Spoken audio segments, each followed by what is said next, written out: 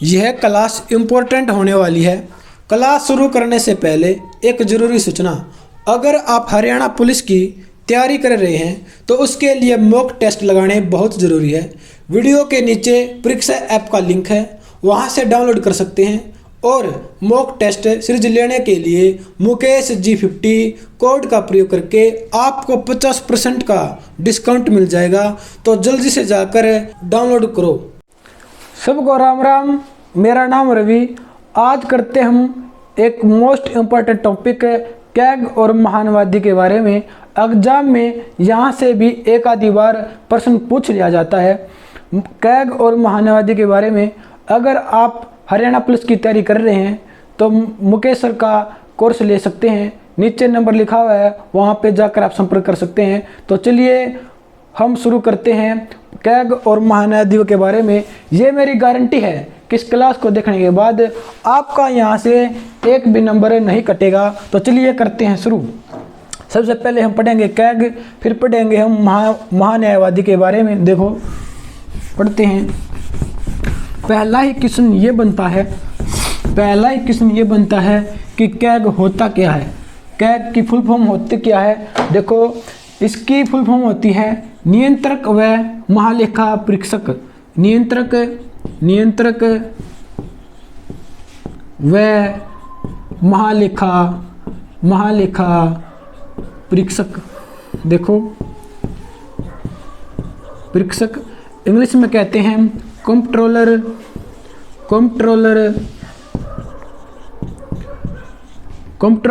और ऑडिट। देखो इंग्लिश में कहते हैं कंट्रोलर एंड ऑडिटर जनरल।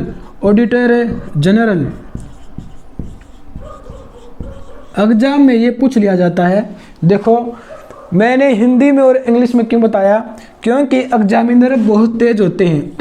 वो एग्जाम में ये पूछ लिया जाता है कि कैग में सी का मतलब क्या है।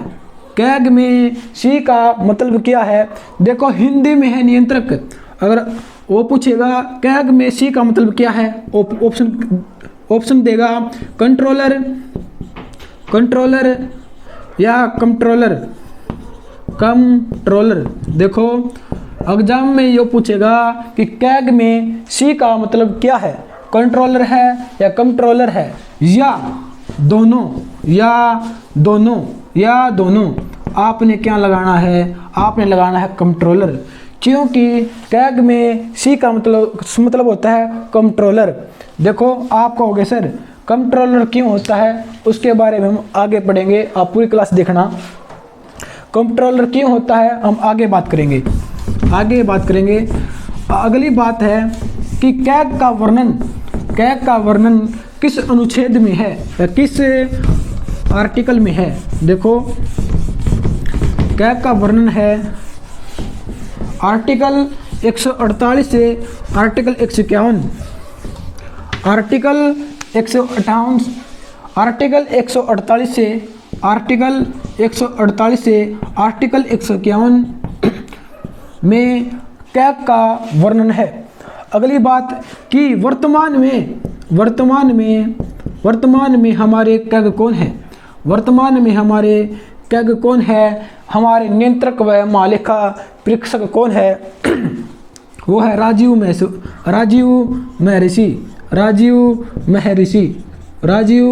महर्षि है, जो कौन से नंबर के हैं, वो 13वें नंबर के। देखो अगर एग्जाम में ये पूछ लिया जाए कि वर्तमान में कैग कौन है, राजीव महर्षि है, कौन से नंबर के हैं, 13वें नंबर के।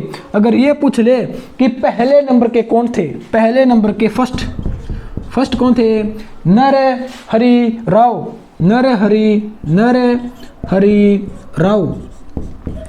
एग्जाम में कई बार पूछ लिया जाता है कि वर्तमान में कैग कौन है, राजीव महर्षि है, 13वें नंबर के हैं। पहले कौन थे, नरहरि राव थे। अगला क्वेश्चन मोस्ट इंपॉर्टेंट बनता है। देखो एग्जाम में ये पूछा जाता है कि कैग एक पद है या एक संस्था। कि कैग एक पद है, कैग एक पद है या एक संस्था। एग्जाम में ये क्वेश्चन पूछा जाता है कि कैग एक पद है या एक संस्था है। कैग एक संस्था है, कैग एक संस्था है, हम इसे पद कहते हैं। देखो हम इसे पद क्यों कहते हैं क्योंकि आज तक कैग एक सदस्य है,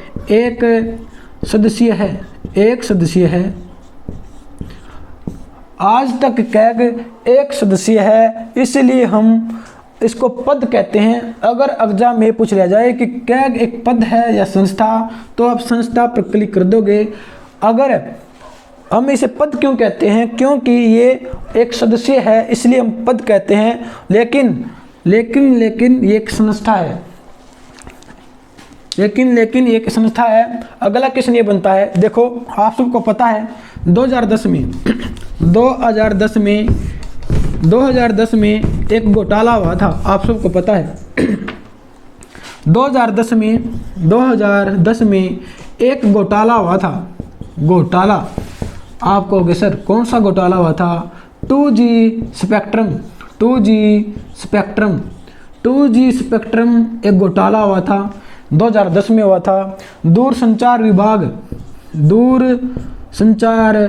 विभाग में एक घोटाला हुआ था। विभाग देखो 2010 में एक घोटाला हुआ था, 2G स्पेक्ट्रम दूरसंचार विभाग में एक घोटाला हुआ था। उसका एक अध्यक्ष बनाया गया था, उसकी एक समिति बनाई गई थी। वो समिति कौन सी थी? संगुलू समिति, संगुलू। उस समिति का नाम था संगुलू समिति। इस समिति में कहा गया कि कैग को बहुसंख्यक बनाया जाए, कि कैग को बहुसंख्यक बनाया जाए, एक सदस्य से हटाकर इसे बहुसंख्यक बनाया जाए। लेकिन सरकार ने मना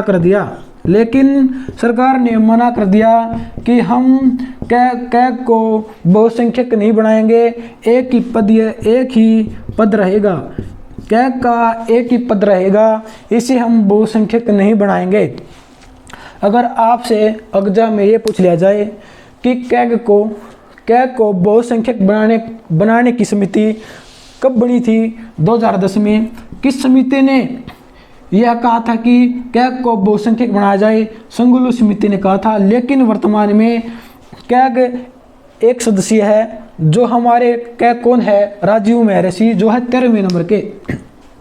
अगली बात है, देखो इसको मैं बर्फ कर देता हूँ।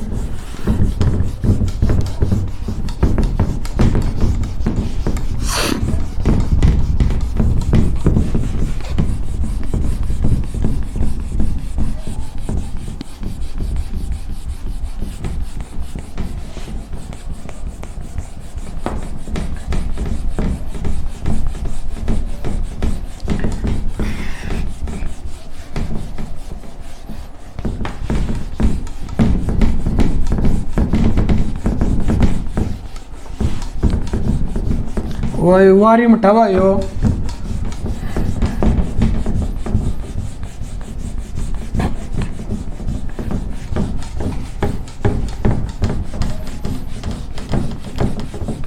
देखो अगला क्वेश्चन क्या बनता है? अगला क्वेश्चन ये बनता है कि कैग की नियुक्ति कौन करता है? कैग की नियुक्ति कौन करता है? देखो कैग की नियुक्ति कौन करता है? इसकी नियुक्ति कौन करता है? इसकी नियुक्ति करता है राष्ट्रपति। इसकी नियुक्ति करता है राष्ट्रपति। किसके कहने पर राष्ट्रपति कैग की नियुक्ति करता है? मंत्री परिषद की सलाह पर। मंत्री परिषद के कहने पर या मंत्री परिषद की सलाह पर राष्ट्रपति कैग को नियुक्ति करता है। अगली बात कि कैग की योग्यता क्या होनी चाहिए? कैग की कैग की योग्यता क्या होती है? देखो हमारे संविधान में कैग की योग्यताएं का कोई वर्णन नहीं है, योग्यताओं का कोई वर्णन नहीं है। देखो कैग की योग्यता क्या है, हमारे संविधान में कैग की योग्यताओं का कोई वर्णन नहीं है, कोई वर्णन नहीं है। लेकिन राष्ट्रपति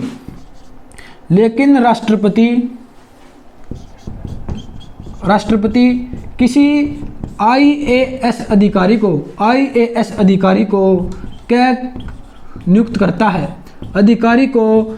नियुक्त करता है। देखो हमारे संविधान में कैग की कोई योग्यता नहीं है, हमारे राष्ट्रपति किसी आईएएस अधिकारी को कैग नियुक्त करता है।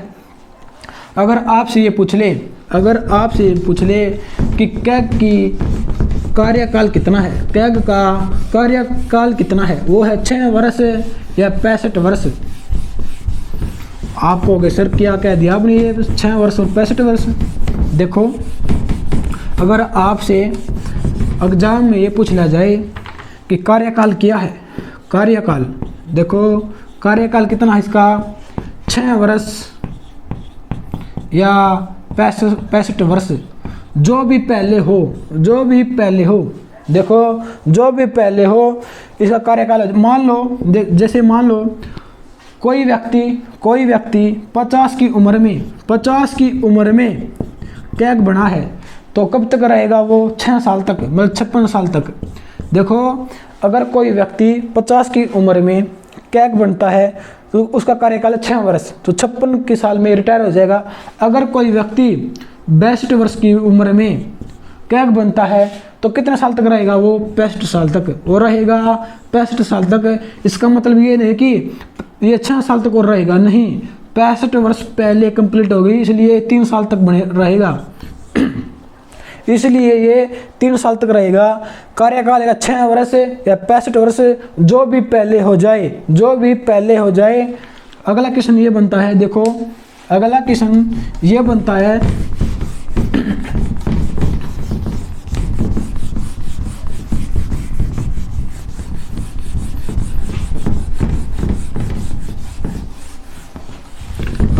ये बनता है, कि कैग अपना त्यागपत्र किसको देता है। कैग अपना त्यागपत्र राष्ट्रपति को देता है। अपना त्यागपत्र किसको देता है, राष्ट्रपति को। किसको देता है साहब, कैग अपना त्यागपत्र किसको देता है, राष्ट्रपति को। और नियुक्त भी कौन करता है, राष्ट्रपति। अगर हम इसकी वेतन की बात करें, कैग का वेतन कितना होता है, कैग का वेतन कितना होता है, वो होता है 2.5 लाख, वो होता है 2,50,000। कितना होता है, 2.5 लाख रुपए होता है इसका वेतन।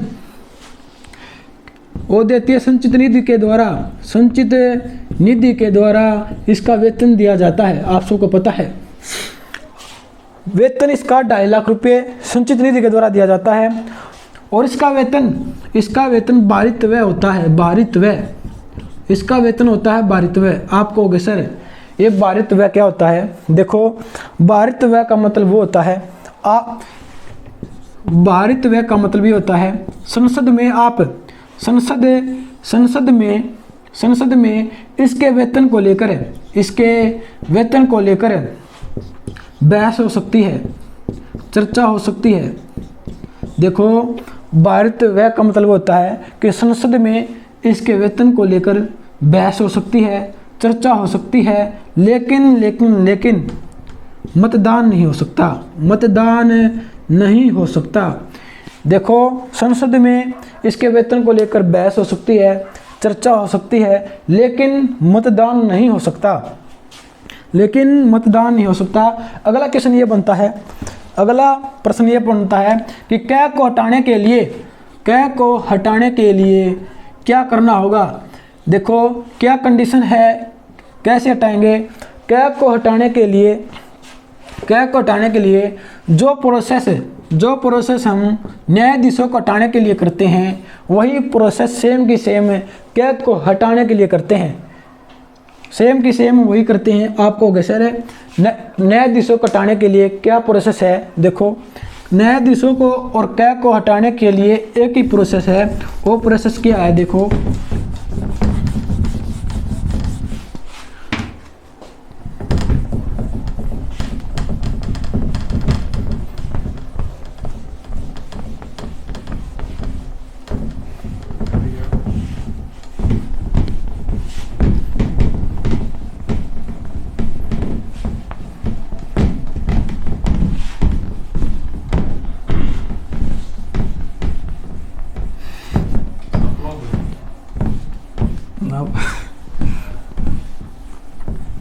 ये बहुत बार हिसाब होगा भाई।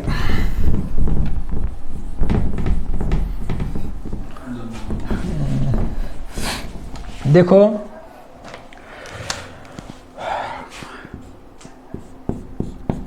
जो प्रोसेस न्यायाधीशों को हटाने के लिए लगती है वही प्रोसेस क्या को हटाने के लिए लगती है। किस अनुच्छेद के तहत 124 के पार्ट 4 से। देखो अनुच्छेद 124 ये कहता है कि मैं बताऊंगा न्यायाधीश को और क्या को कैसे हटाना है, कैसे हटाना है। देखो लोकसभा में और राज्यसभा में प्रस्ताव पारित करना होगा। आप किसी में भी पहले कर सकते हो। अगर आप लोकसभा में प्रस्ताव लेकर आ रहे हो, आपके साथ 100 लोगों का समर्थन होना जरूरी है।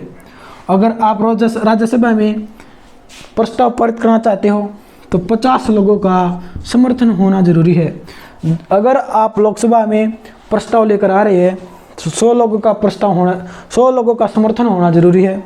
अगर आप राज्यसभा में प्रस्ताव लेकर आ रहे हैं तो 50 लोगों का समर्थन होना जरूरी है। होने के बाद लोकसभा और राज्यसभा 2/3 बहुमत से वो प्रस्ताव पारित कर दे। बहुमत से वो प्रस्ताव पारित कर दे। पारित होने के बाद वो प्रस्ताव जाएगा राष्ट्रपति के पास।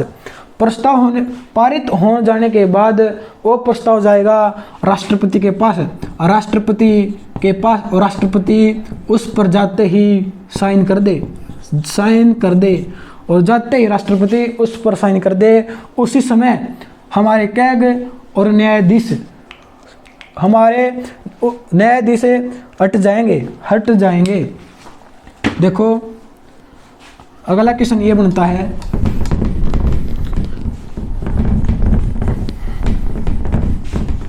अगला क्वेश्चन ये बनता है कि सर कैग के कार्य क्या होते हैं, कार्य बताओ। देखो कैग के हम कार्य पढ़ते हैं। कैग के कार्य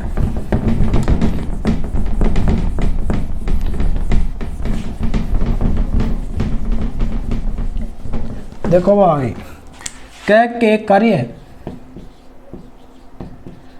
कैग का कार्य क्या होता है। कैग का कार्य होता है सरकार में जितने भी कार्य होते हैं, सरकार का जितना भी कार्य होता है, ऑडिटिंग का और अकाउंटिंग का काम कौन करता है। सरकार में जो ऑडिटिंग का और अकाउंटिंग का जो भी काम होता है वो क्या करता है। आपको वैसे ऑडिटिंग का और अकाउंटिंग का मतलब क्या होता है। देखो जांच, ये क्या होता है, जांच करना और इसका होता है हिसाब किताब रखना। सरकार में कितना पैसा कहाँ लगता है, सरकार में कितना पैसा कहाँ लगता है, किस काम पर लगता है, उसकी सारी जांच करेगा और इस हिसाब किताब रखेगा। कौन रखेगा, कैग। देखो केंद्र की सरकार द्वारा किए गए खर्चों का ध्यान कौन रखता है, कैग रखता है। केंद्र की सरकार द्वारा किए गए खर्चों का ध्यान कौन रखता है, कैग रखता है। उसका ऑडिटिंग का और अकाउंटिंग का मतलब है हिसाब किताब रखना और जांच करना। लेकिन कुछ सदस्यों ने इसका विरोध कर दिया। तो कहने लगे आपने एक ही व्यक्ति को दोनों काम दे दिए, ऑडिटिंग का भी और अकाउंटिंग का भी। इससे एक काम छीना जाए। क्यों छीना जाए, क्या पता एक व्यक्ति एक ही काम करता है, ऑडिटिंग का भी और अकाउंटिंग का, क्या पता ये गड़बड़ कर दे, क्योंकि दोनों ही काम ये करता है। 1976 में इन सदस्यों की बात मानी गई और एक पद का सृजन कर दिया। वो कर दिया CGA पद का सृजन कर दिया। लेकिन राज्यों ने मना कर दिया, लेकिन राज्यों ने मना कर दिया कि हम सीजीओ को नहीं मानते, इस पद को नहीं मानते। क्यों नहीं मानते? राज्य कहने लगे हमारे पास इतने सांसद नहीं है, हमारे पास इतने सांसद नहीं है, इतना धन नहीं है कि हम एक और पद का सृजन कर सके। देखो, राज्यों ने मना कर दिया कि हमारे पास इतने तो सांसद नहीं है, इतना धन नहीं है कि हम एक और पद का सृजन कर सके, एक और पद का सृजन कर सके। तो क्या होने लग गया कि केंद्र सरकार में ऑडिटिंग का काम कौन करने लग गया? कैग करने लग गया। देखो, केंद्र में ऑडिटिंग का काम, जांच करने का काम कौन करता है? कैग करता है। और केंद्र में हिसाब किताब कौन रखता है? हिसाब किताब कौन रखता है? वो रखता है कैग, वो रखता है कैग। देखो, केंद्र में ऑडिटिंग का काम रखता है कैग, और केंद्र में ही हिसाब किताब का काम कौन देखता है? कैग। लेकिन राज्यों में ऑडिटिंग का भी और अकाउंटिंग का भी काम कौन करता है? वो करता है कैग, वो करता है कैग। देखो, राज्यों ने तो मना कर दिया था कि हमारे पास इतने सांसद नहीं है, इतना धन नहीं है कि हम एक और पद का सृजन कर सके, इसलिए राज्यों में ऑडिटिंग का भी और अकाउंटिंग का काम कौन करता है? कैग करता है। लेकिन केंद्र में हिसाब किताब का मतलब अकाउंटिंग का काम कौन करता है? वो करता है सीजीए। देखो, सॉरी, गलती हो गई थी, सीजीए। यहाँ काम कौन करता है? सीजीए। और केंद्र में ऑडिटिंग का काम कौन करता है? कैग करता है। हम सीजीए के बारे में पढ़ेंगे। सीजीए, देखो यहाँ लिख देता हूँ। सीजीए की पद की स्थापना कब हुई थी? 1976 में। आप सबको पता है सीजीए कौन हमारे? सीजीए वर्तमान में कौन है हमारे? वो है सोमा राय बर्मन। कौन है हमारे? सीजीए कौन है? सोमा राय बर्मन। कौन है हमारे? सोमा राय बर्मन। देखो, कुछ बच्चे ये सोचते हैं कि सोमा राय बर्मन हमारे कैग हैं। ये हमारे कैग नहीं है, ये हमारे सीजीए हैं। सोमा राय बर्मन वर्तमान में हमारे सीजीए सोमा राय बर्मन। इस पद की स्थापना कब हुई थी? 1976 में हुई थी। अगला क्वेश्चन है, अगला क्वेश्चन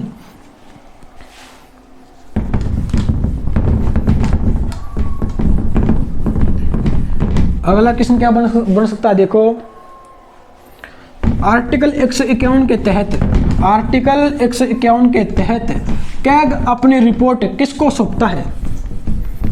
बताओ भाई, इतना हमारा कर लो, इतना इसका उत्तर बताओ।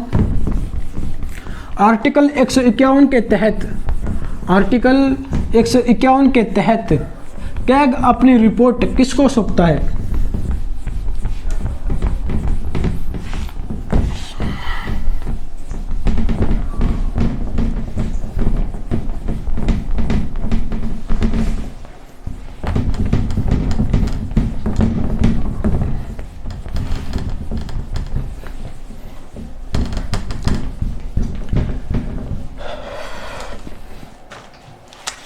देखो, आर्टिकल 151 के तहत कैग अपनी रिपोर्ट किसको सौंपता है? वो सौंपता है राष्ट्रपति को। देखो, आर्टिकल 151 के तहत राष्ट्रपति को कैग अपनी रिपोर्ट सौंपता है। और राष्ट्रपति वो रिपोर्ट को कहाँ पर पेश करता है? संसद में। कहाँ पर पेश करता है? संसद में। और संसद में जब पेश होती है कैग की रिपोर्ट, उस पर पुनः विचार किया जाता है। पुनः विचार या दोबारा से उसकी जांच होती है। देखो, आर्टिकल 151 के तहत राष्ट्रपति देखो, पुनः जांच होती है, पुनः विचार नहीं होता, पुनः जांच होती है। देखो, आर्टिकल 151 के तहत कैग अपनी रिपोर्ट सौंपता है राष्ट्रपति को। राष्ट्रपति उस रिपोर्ट को संसद में पेश करता है। जब वो रिपोर्ट संसद में पेश होती है उस पर पुनः जांच होती है, उसकी पुनः जांच होती है। अगला क्वेश्चन ये बनता है, इस पर डबल स्टार लगा लियो भाई, कि कैग सरकार का आदमी होता है। कैग सरकार का आदमी होते हुए भी वो सरकार के घोटाले उजागर करता है, क्यों? कैग सरकार का आदमी होते हुए भी उसी सरकार के घोटाले की पोल खोलता है। कैग सरकार का आदमी होते हुए भी उसी सरकार के घोटालों को उजागर करता है, क्यों? उजागर करता है, देखो प्रश्न ये है कि कैग सरकार का आदमी होते हुए भी उसी सरकार के घोटाले को उजागर करता है, क्यों करता है? आप सबको पता है, इसको पता है, ये कैग बहुत समझदार है, इसको पता है कि ये अपनी रिपोर्ट तैयार करेगा। रिपोर्ट तैयार करने के बाद ये देगा राष्ट्रपति को, और राष्ट्रपति आप उस रिपोर्ट को देगा संसद को, और संसद के पास जब वो रिपोर्ट जाएगी उसकी पुनः जांच की जाएगी। इसको पता है उसकी रिपोर्ट की पुनः जांच होनी है, इसको पता है इसकी रिपोर्ट की पुनः जांच होनी है। पुनः जांच करेगा कौन? लोक सेवा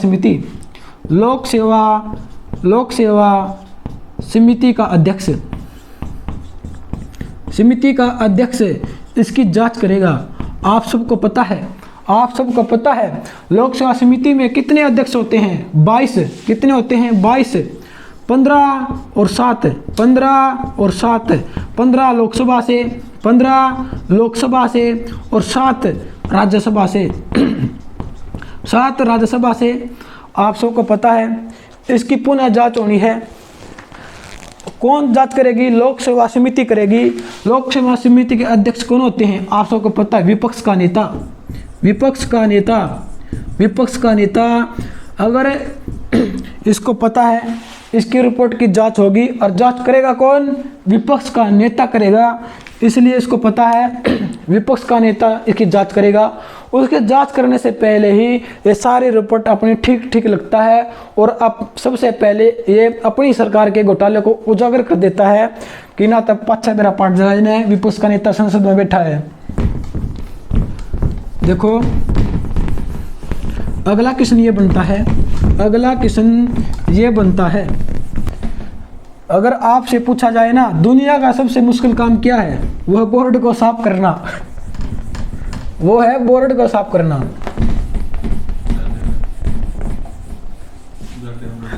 और वो भी जाडे में। देखो अब हम पढ़ेंगे महाद्वीपता के बारे में।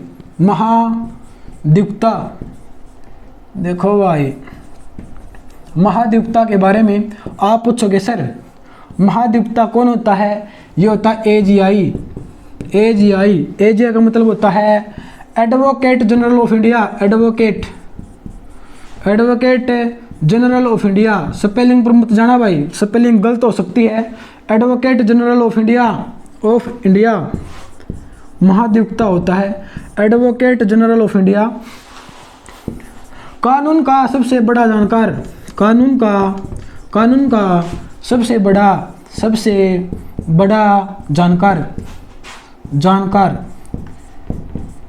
देखो महाद्वीपता कौन होता है? एडवोकेट जनरल ऑफ इंडिया होता है। कानून का सबसे बड़ा ज्ञाता होता है, बड़ा जानकार होता है। देखो इसमें पहला प्रश्न क्या बनता है? पहला क्वेश्चन ये बनता है महाद्वीपता का वर्णन किस आर्टिकल में आता है? आर्टिकल 76 में महाद्वीपता AGI advocate general of India का वर्णन है आर्टिकल 76 में। महाद्वीपता की नियुक्तिकर्ता कौन है? इसकी नियुक्ति करता है राष्ट्रपति। कौन नियुक्ति करता है इसकी? राष्ट्रपति इसकी नियुक्ति करता है राष्ट्रपति। अगर आपसे ये पूछ लिया जाए कि वर्तमान में महाद्वीपता है कौन? वो है के वेणुगोपाल। हमारे वर्तमान के महाद्वीपता है AGI है। अगर आपसे ये पूछ लिया जाए कि फर्स्ट महाधिवक्ता कौन थे, वो थे MC शीतलवाड़। देखो, अगर आपसे ये पूछ लिया जाए कि पहले महाधिवक्ता कौन थे, पहले महाधिवक्ता थे MC शीतलवाड़, वो थे MC शीतलवाड़, या लिखा मिल सकता है सेतलवाड़, या लिखा मिल सकता है सेतलवाड़। देखो, पहले महाधिवक्ता कौन थे हमारे, शीतलवाड़, या लिखा मिल सकता है सेतलवाड़। देखो, देख लियो क्या लिखा मिलेगा। अगला क्वेश्चन ये बनता है, अगला क्वेश्चन ये बनता है,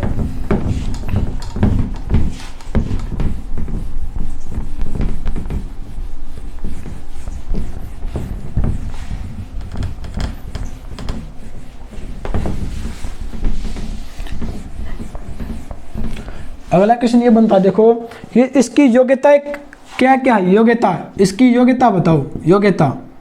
देखो, इसकी योग्यताएं हैं कि भारत का नागरिक होना चाहिए, भारत का नागरिक होना चाहिए। पहली कंडीशन ये है कि भारत का नागरिक होना चाहिए। दूसरी कंडीशन क्या है, दूसरी कंडीशन ये है कि कम से कम 10 साल तक किसी भी हाई कोर्ट में वकालत की हो। देखो, योग्यता क्या है, भारत का नागरिक होना चाहिए, कम से कम 10 साल किसी भी हाई कोर्ट में वकालत की हो। अगर ये भी कंडीशन पूरी नहीं होती तो दूसरी कंडीशन क्या है, दूसरी कंडीशन ये होनी चाहिए कम से कम 5 साल तक किसी भी कोर्ट में न्यायाधीश हो। कम से कम किसी भी हाई कोर्ट में 5 साल तक जज रह चुके हो या न्यायाधीश हो। देखो, अगर ये भी कंडीशन पूरी नहीं होती, अगर ये भी नहीं होती, तो लास्ट ऑप्शन हमारे पास है कि राष्ट्रपति की नज़र में कानून का अच्छा जानकार हो। देखो, राष्ट्रपति की नज़र में कानून का अच्छा जानकार हो, या कम से कम 5 साल तक किसी भी कोर्ट में जज के रूप में या न्यायाधीश के रूप में कार्य कर चुका हो, या कम से कम किसी भी कोर्ट में 10 साल तक वो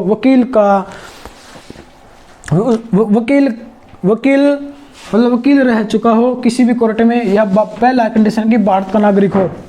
देखो, अगला क्वेश्चन ये बनता है कि इसका कार्यकाल कितना होता है। कार्यकाल, अगर आपसे इसका कार्यकाल पूछ लिया जाए कि कार्यकाल कितना होता है महाधिवक्ता का कार्यकाल। देखो, कार्यकाल पूछ ले, इसका कार्यकाल कितना होता है। इसका कार्यकाल होता है राष्ट्रपति के प्रसाद पर्यंत। देखो,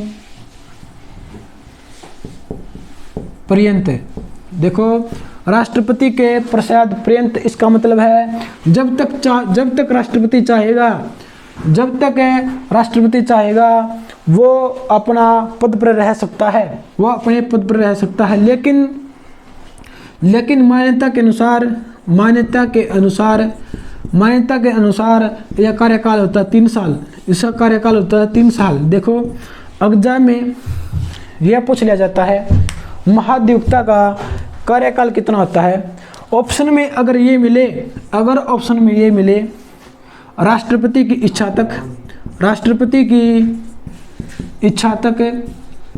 तक, तो इस पर क्लिक कर दियो।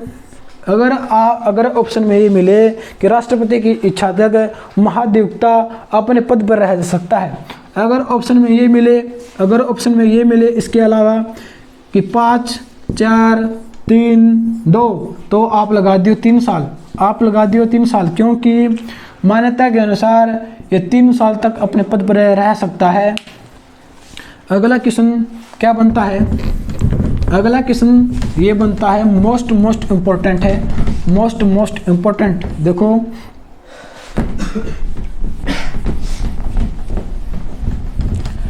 अगला क्वेश्चन ये बनता है कि अपना त्यागपत्र और शपथ, त्यागपत्र और शपथ किसको देता है, त्यागपत्र किसको देता है और इसको शपथ कौन दिलाता है, वो दिलाता है राष्ट्रपति, वो दिलाता है राष्ट्रपति। ये भी मोस्ट इम्पोर्टेंट क्वेश्चन है। वो महाधिवक्ता अपना त्यागपत्र या शपथ कौन दिलाता है, उसको राष्ट्रपति दिलाता है, राष्ट्रपति दिलाता है। अगला प्रश्न क्या है, अगला प्रश्न ये बनता है केंद्र सरकार का, अगर केंद्र सरकार में ये होता है केंद्र सरकार का एक कानूनी सलाहकार होता है, कानूनी सलाहकार होता है। देखो अगर केंद्र सरकार का एक कानूनी सलाहकार होता है, केंद्र की सरकार